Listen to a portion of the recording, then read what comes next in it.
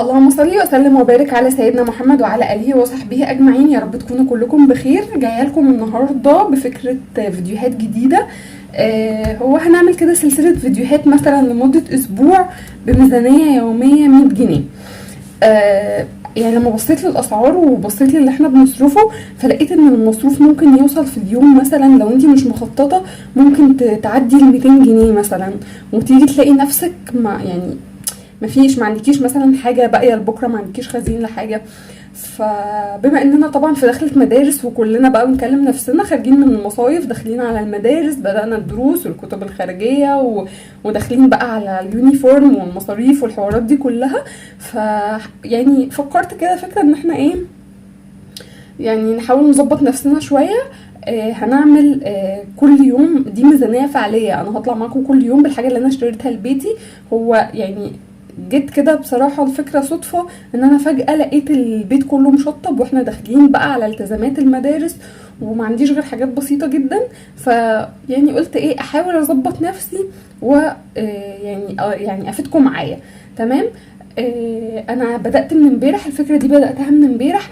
هو بصراحة كانت النية ان الميزانية 100 جنيه لوجبة الغدا بس، لان لقيت نفسي بصرف كتير بصراحة خصوصا في الوجبة دي. بس يعني امبارح جبت من الفلوس منظفات، فقلت طالما انا قادرة ان انا امشي الدنيا بيها ومحتاجش فلوس المنظفات دي، فسبت فلوس المنظفات دي على جنب. قلت لو قدرت امشي الدنيا كده من غير ما احتاج لهم، فالفلوس دي تبقى مثلا تتحط في الحصالة او تتحط في اي بند تاني من البنود اللي احنا ملزمين بيها الفترة اللي جاية. تمام. انا بدأت امبارح، هقول لكم امبارح كده جبت انا عندي رز في البيت، فالحمد لله مش هحتاج ان انا اجيب رز من الميزانية دي. فامبارح كده نزلت جبت نص كيلو عدس اصفر. استعملت ربع بس وفي ربع معايا. تمام. يعني انا امبارح كده صرفت للاكل 30 جنيه فقط لا غير، ويعني في منهم 15 هم موجودين زي خزين في البيت. ده طبعا هنستعمله يوم تاني وهنشوف هنعمل بيه انا امبارح عملت رز وعدس او اللي هو الكشري الاصفر بس. فامبارح كده صرفت 30، وزي ما قلنا اتبقى منهم 15، يعني انا فعليا صارفه 15 جنيه بس امبارح، وجبت 30 جنيه منظفات. يبقى توتال اللي انا صرفته امبارح كان 60 جنيه. تمام. 60 جنيه بس زي ما قلنا في منهم حاجه معانا ليوم تاني. بس 60 جنيه دول فاتبقى معايا من ال100 اتبقى معايا 40 جنيه. هوريكم بقى انا دلوقتي نزلت جبت وهنمشي اليوم ازاي. بصوا، اول حاجه جبتها هي علبه الكفته دي. انا مجربه بصراحه الشركه دي قبل كده في اكتر من حاجه، ويعني كويسه نظيفه. تمام. هي بتبقى العبوه 400 جرام او 450. دي جبتها ب 75 جنيه. دي كده اول حاجه جبتها 75 جنيه. طبعا انا معايا ال 100 جنيه بتاعت النهارده، ومعايا ال 40 جنيه اللي باقيين من امبارح. فدي كده اسمها حماد. ما عنديش بصراحه جزارين كويسين في المنطقه حواليا، وما حبيتش بصراحه ان انا اروح بعيد. يعني انا لقيتها تحت عند السوبر ماركت فجبتها. لو ما كنتش لقيت النوع ده كان يعني الخطه هتبقى مختلفه خالص وكنت هجيب حاجه تانية. دي كده اول حاجه جبتها معايا. تمام. جبت كمان كيلو وربع من الطماطم ب20 جنيه. الطماطم النهارده كيلو ب16، وفي اماكن تانية ب20. بس المهم يعني ان انا جبتها الكيلو، جبت كيلو وربع ب20. كان في طماطم ب10 بس صغيره جدا، ويعني ما حسيتهاش حلوه فما جبتش منها بصراحه. قلت خليني في المضمون. هي ممكن تنقي منها مثلا تجيبي لك نص كيلو تعتبريه بقى شويه توميتو تحطيه على سلطه، تحطيه مع الجبنه او كده، لكن عشان تطبخي منه او توفريه او كده هيبقى صعب شويه. تمام. جبت كمان بطاطس الكيلو ب15، وجبت بصل الكيلو ب25. تمام. يبقى احنا كده قلنا كام؟ الكفتة 75 وب20 95 و15 100 110 و25 يبقى 135. يبقى اتبقى معايا من ال 140 هما 5 جنيه بس يعني ايه، جبت الحاجات دي كلها. وانا تحت برضو كده عديت على الفرن، جبت عيش. هنشوف بقى الوقت، يعني انا يعني مش في دماغي بصراحه الكفته دي هعملها ازاي، بس انا جبت العيش وجبت الخضار وجبت الرز. لما نشوف بقى ايه هظبط كده البيت، وبعدين اشوف هعمل ايه بالكفته دي بالظبط. تابعوا معايا الفيديو للاخر، وما تنسوش تعملوا لايك وتشتركوا في القناه وتفعلوا الجرس عشان توصلكوا الفيديوهات الجديده. وحقيقي وحياة ربنا انا بفكر في سلسله الفيديوهات دي فعلا كده اليوم بيوم، مش مظبطه حاجه وبجرب كده معاكم، ويعني واحنا ونصيبنا يعني. ان شاء الله كده نعرف نكمل. احنا معرفش، بس بحس ان احنا كده كستات ما بتبانش شطارتنا غير لما نبقى محطوطين ايه تحت ضغط. فكرت فيكم والله العظيم قبل ما افكر في نفسي، يعني فكرت ان انا افيد اي حد. انا ممكن اقدر ان انا في يوم اعلي الميزانية دي، بس حقيقي وانا في الشارع كده بشتري الحاجة بيصعب عليا شكل الناس في الشارع بتكلم نفسها.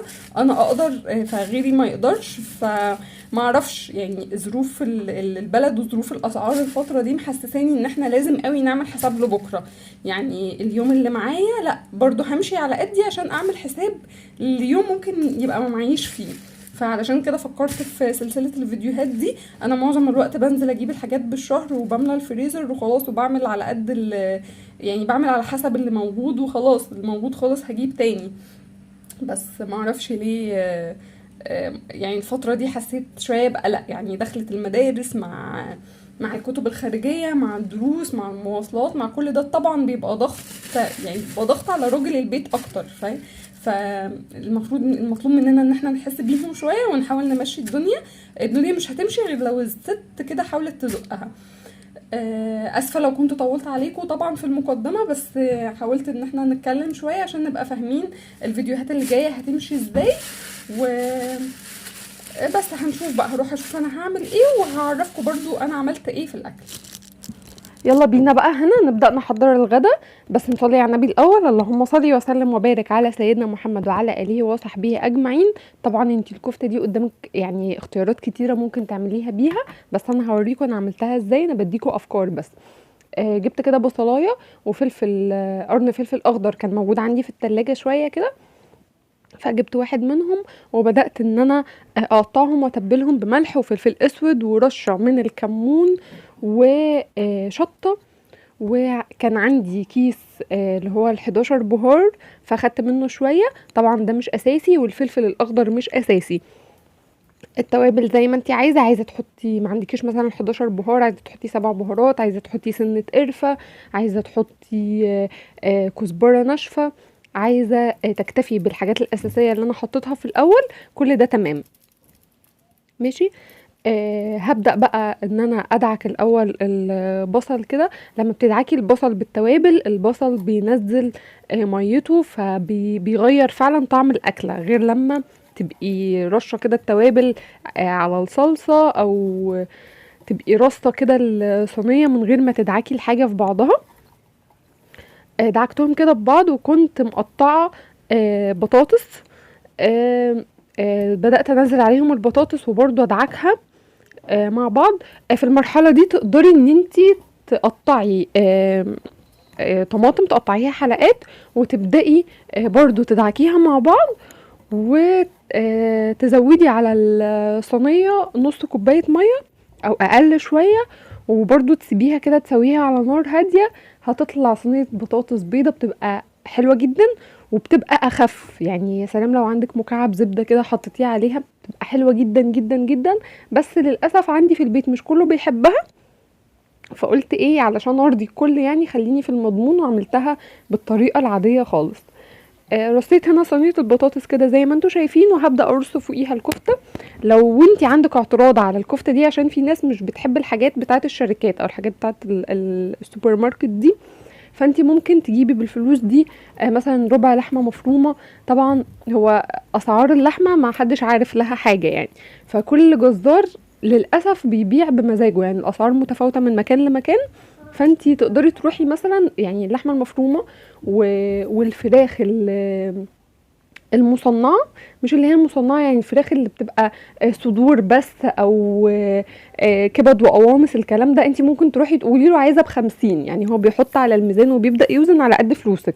فانتي ممكن تروحي للجزار تعملي كده، وابدأي بقى ايه على حسب ما تطلع، ابدأي تبلي انتي، وابدأي زودي الكميه كده بالخضار، بصل، فلفل اخضر، ممكن جزر مبشور. كل دي فوايد وبيبقى طعمها حلو وبتزود القيمة الغذائية. بس انا بصراحة لما بتبقى حاجة من سوبر ماركت كويسة، او لما بيبقى محل مجمدات كويس، بجيب منه، لان احنا يعني مش هنكر احنا بناكل من بره. انا بجيب اكل من بره اوقات يعني كتير، انا مش مانعه الاكل من بره خالص، وطبعا كل اللي بره ده حاجات مجمده ومستورده والكلام ده، الاهم بس ان هي تبقى حاجه نظيفه. تمام. زي ما انتوا شايفين كده بدأت ان انا انزل عليها عصير الطماطم، وهبدأ ان انا احط برضو معلقتين كده من الزيت فوق الوش، وغلوتين على نار عالية، وبعد كده بوطي النار واسيبها تستوي مع نفسها، وادخلها تحت الشوايه كده تاخد لون، وخلاص بقدمها بقى. اليوم ده عملت معاها رز بالشعريه وقدمتها. كان ممكن تعملي الكفته دي سندوتشات مع عيش، وتقطعي شويه طماطم جنبهم وخلاص. ممكن تعمليها مع مكرونه وخلاص. المهم ان هو يعني كان باقي الحاجات دي بقى كانت هتبقى خزين عندك في البيت. بس انا بديلكم افكار، قدامك طبعا بدايل كتير، انا بديلك برضو افكار في المشتريات، وانتي نفذي على حسب ما ولادك بيحبوا. ممكن الكفتة دي مثلا تاخدي جزء بس منها، ويعني تاخدي نصها وتسويها وتقطعيها حلقات كده صغيرة، وتعمليها فوق بيتزا مثلا. يعني قدامك اختيارات كتير جدا. تابعوا بقى معايا الفيديوهات بإذن الله هتعجبكم، هيبقى فيها أفكار كتير وبدايل كتير. و يعني مش عارف، بإذن الله هنزل كده أجيب شوية حاجات في الفريزر، بس برضو على قد الميزانية دي. يعني هجيب لحمه مفرومه، وهجيب لان اللحمه للسلق انا مش بجيبها بقى خالص مجمده، دي لازم تيجي بلدي من عند الجزار. هجيب على قد الميزانيه دي، وهنفذ معاكم افكار كتير، وان شاء الله تعجبكم. بس ما تنسوش اللايك والشير والاشتراك.